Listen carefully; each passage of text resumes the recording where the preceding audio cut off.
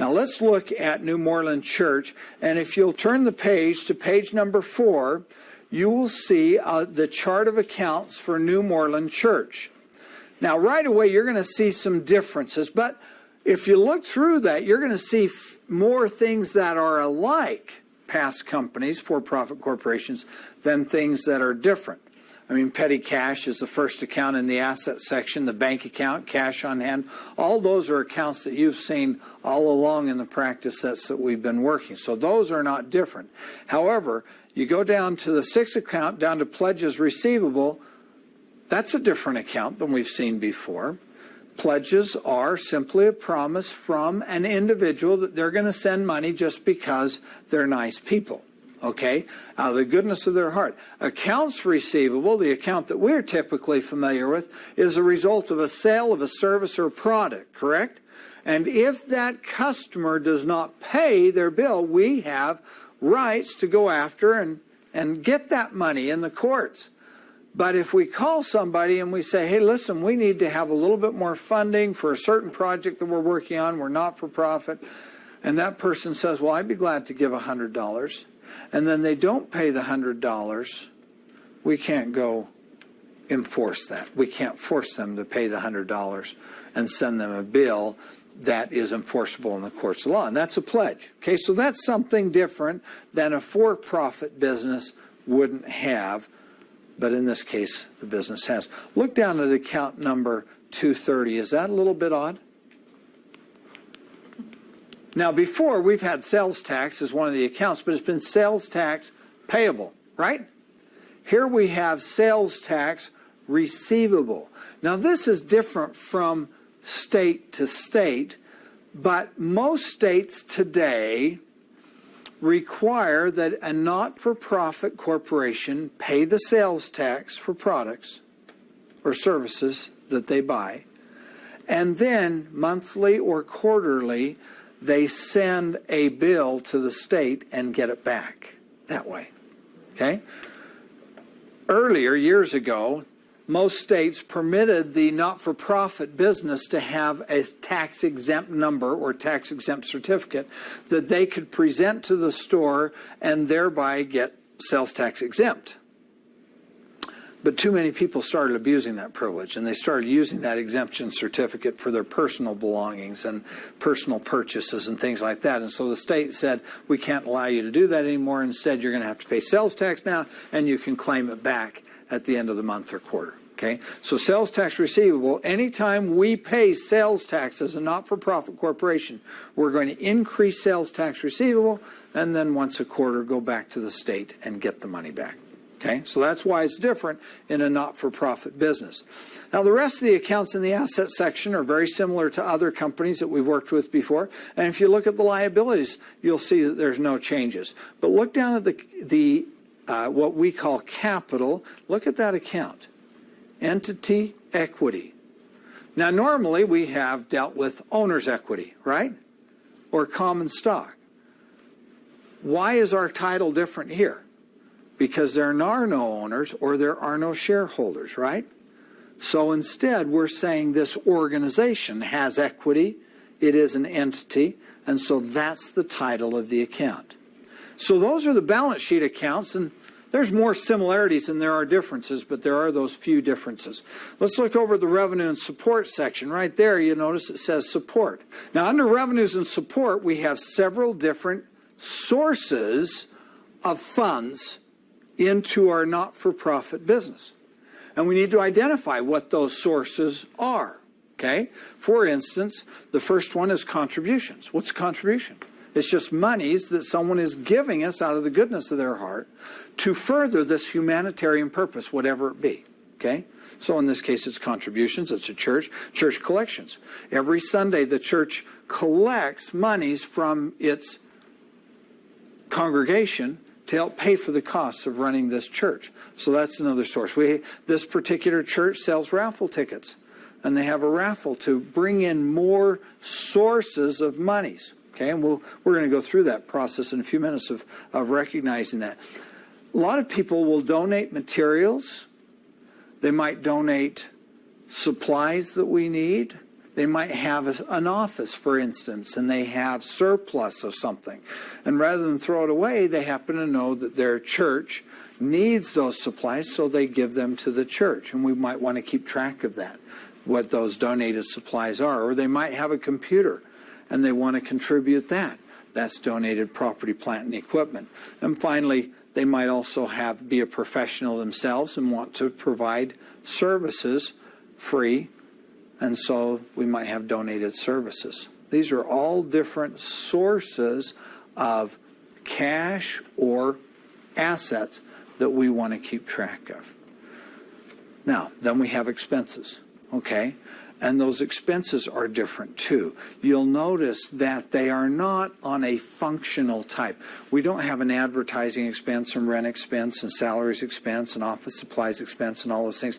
Instead, we're dividing the expenses up by type of programs that we have. This particular church has 3 different programs that they provide. Now, if their only program were church services, they might only have one expense category. But in addition, they have soup kitchens for the homeless, and there are costs, there are expenses associated with that, and they want to keep track of how much is that program costing them.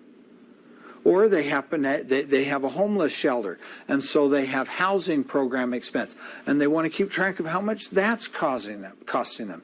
Because here's a board of trustees that's trying to take all these support funds and figure out where are we going to put them.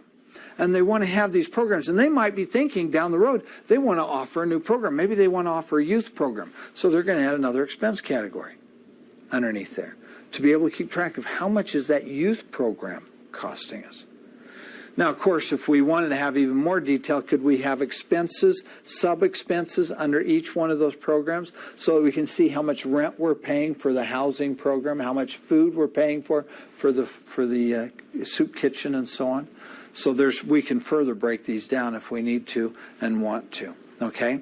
So then underneath that, under the support expense, we have one expense to calculate our costs of running the entire program together. Like, for instance, there are certain costs for the accounting to do all of this that really applies to all the programs. And so that might be an administrative expense. We might have someone that answers the phones during the week, and we might need to pay them. And it could be one call might be for the housing program, and one call might be for the soup kitchen, another 2 calls might be for church services and so forth. And rather than try to break that out, we've got one expense to capture all those administrative costs. Okay? So that's the chart of accounts for our new Moreland church, and that's how we're going to account for all these businesses now, all these different transactions. What I'd like you to do is we're going to turn and enter transactions in the cash receipts and donations journal. So turn to page 11. We're going to capture in this journal 3 different types of transactions. And so we're going to start with the transactions that are on page number 5. These are the cash receipts and donation slips. Every time someone provides cash to us, we need to show that they have provided that cash by creating a cash receipt for them. Oftentimes, they also want to have some type of receipt for donations, and so we'll use these as well in developing that. Let's go ahead and enter the first cash receipt and donation. The date on the far left-hand column is going to be December 3rd. We've already provided the reference number, and you'll see why in a moment. Now let's look at what we got here. We received $650 in church collections, and we're going to enter those into cash on hand, $650, and the source is what? Church collections, right? Okay, so we're going to enter the credit in over on the right-hand side, okay? Now let's go down a few to invoice or receipt number 1005, and let's talk about that for a second because it's a little bit confusing. Let's put the date first, which is December 9th. You'll go down to that receipt number if you would, please, so skip a few rows. Let's put in the the name T. Voigt as the description. And what T. Voigt did was he gave us legal advice, okay? Didn't give us money, but he needed a receipt for it, for whatever his reasons were for needing that receipt. Possibly he has to keep track of how much pro bono, which is free services that he provides, and so he might need that to be able to prove that he provided these free services, and so he's asking for receipt. Well, since we didn't get $200 in cash, we're not going to use the cash on hand account. What did we get? We got administrative services, right? We got legal advice. So now the debit, what we got, is going to be on the left side of this journal, isn't it? So we're going to use those two miscellaneous columns, and we're going to debit the account 730 administrative expense for $200.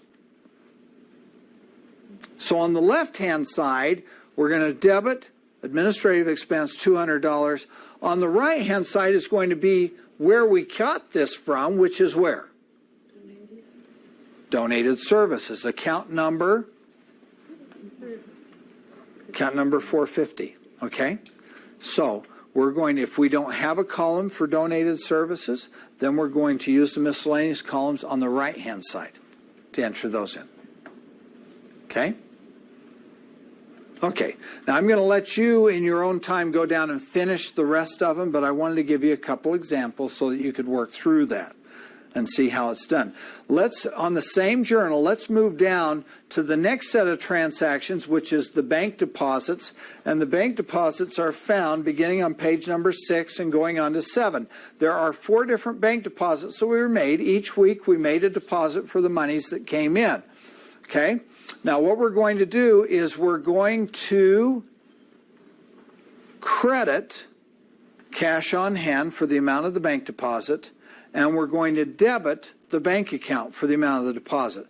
Now we used a slick little trick last time, or a few companies ago, where we made the debit and the credit on the same side of the journal. Do you remember that? Let's go ahead and do that here. So we're going to put brackets around $695 in the cash on hand column, showing that we're crediting that. And then to the left of that, we're going to debit the bank account for $695. Do you see that? Do you remember doing that before? We've done that. Does that entry balance? Even though we put it on the same side, it still balances, doesn't it? What account is the bank account? 205. Account 205. So we're going to use that. Okay? So on the account number column, put 205 and then the amount $695.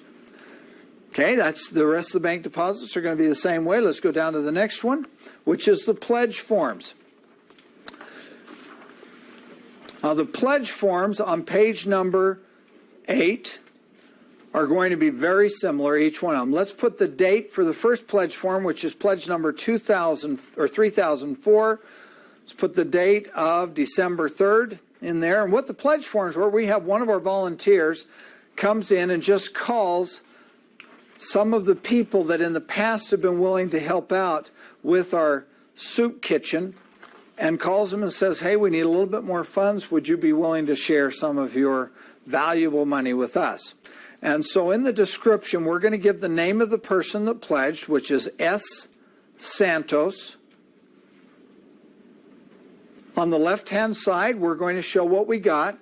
What did we get? Did we get cash? No. We just got a promise to pay cash, okay? So we're going to debit what account? Pledges receivable, which is account number 225, okay? So debit pledges receivable on the left side, account number 225 in the miscellaneous column. What do we get on the right-hand side? Where did it come from? Contributions. It's a contribution. So on the right-hand side, we're going to enter it as a contribution. Okay? And all the pledges will be the same way. So once we enter the transactions, what do we do next? Total the columns. What do we do next? Make sure they balance. Make sure the left side and the right side, or the debits and the credits balance, correct? Then we post it to the general ledger. So you're going to want to go through that process, first of all, with this journal. Let's turn to the next journal. Next journal is on page number 12, Cash Disbursement and Payroll Journal. Again, we've already provided the check numbers on there, so that will save you having to write those in. But let's record the first check, which is December 1st, to Allied Services. Check number 2012.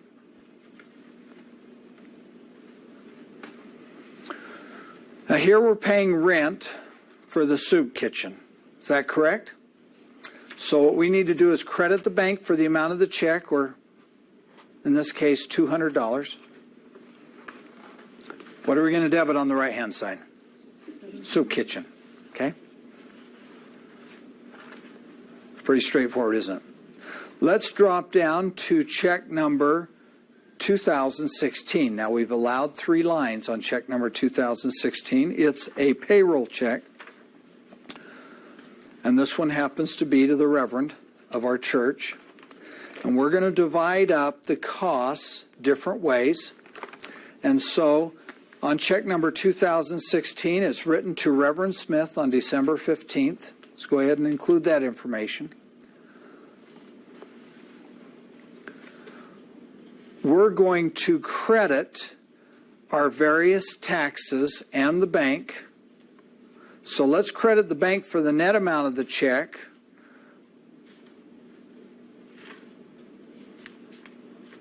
How much is the net amount of our check? You see it there? $550. That's credit to the bank.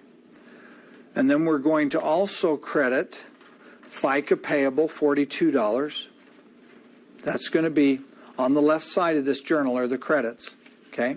So this is where we're going to use the miscellaneous columns on the left side. We're going to use 3 lines for the various checks. We're going to credit FICA payable, $42. What account is FICA payable? Account 325. We're going to credit account number 330, federal withholding payable, $40. And we're going to credit account number 335, is that correct? For $20. And that will add up to the $652 that Reverend Smith is paid on a gross basis.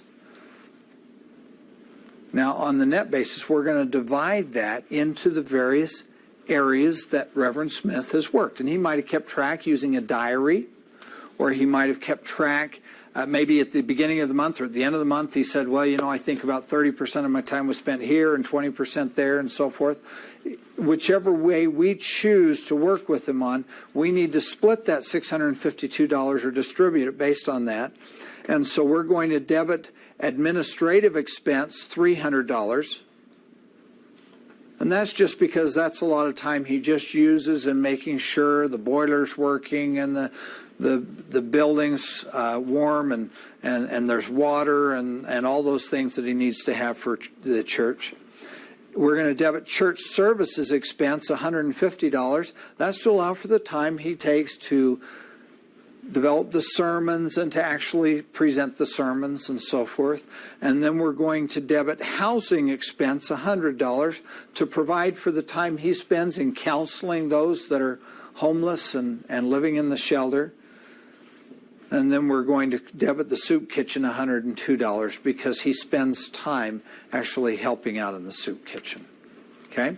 And that adds up to the $652 on the right side. Does that make sense? Okay?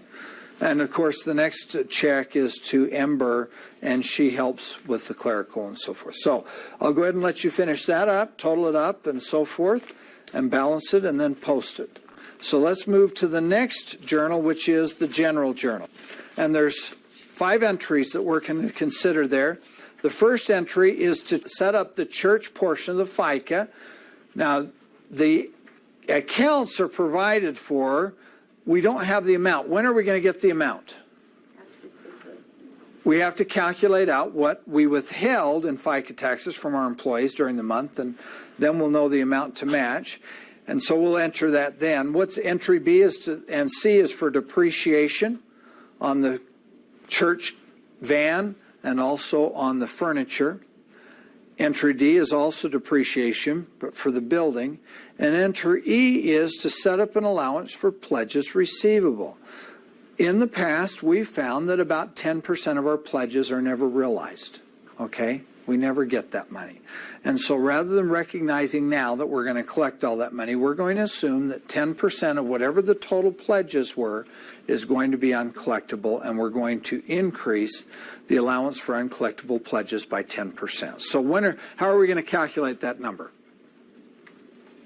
We're going to add up all the pledges for the month, take 1/10 of it, and that's going to be the number. Okay? Okay, so that's the general journal. Once we've completed that, we're going to post all of our entries to the general ledger that's provided for on page number 14 up through page number 19.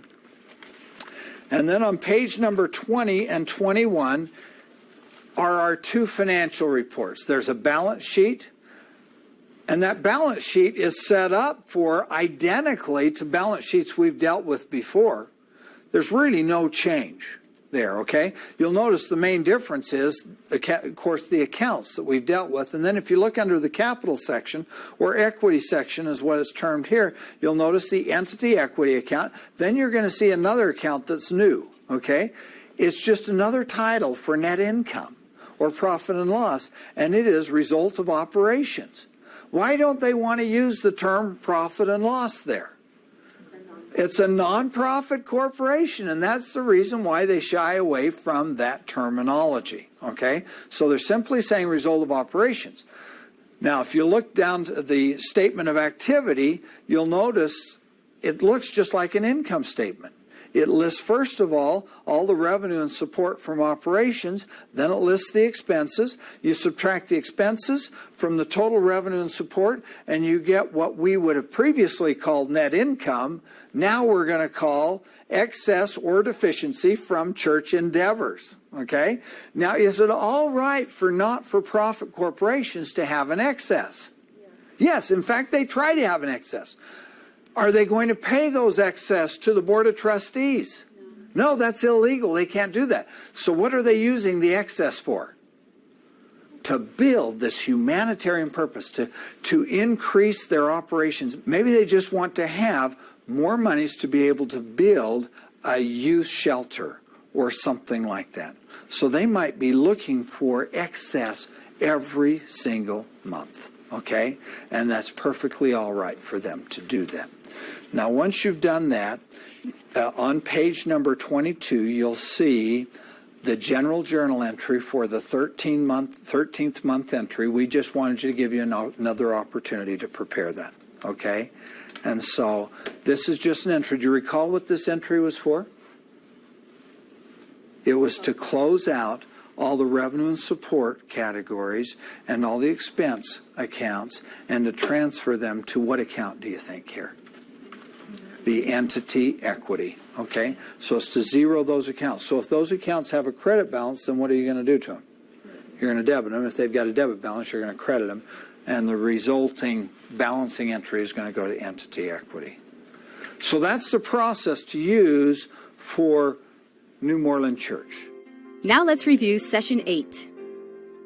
Why would a group organize as a nonprofit corporation instead of a for-profit corporation? Their goal is for a humanitarian purpose rather than for profit. Are all nonprofit corporations also tax exempt? No. To determine taxability, the organization should contact a professional tax consultant. What committee oversees the nonprofit corporation? A board of trustees. Now complete the journals, general ledger, and financial statements for New Moreland Church as directed. Then prepare the year-end closing entry for New Moreland Church.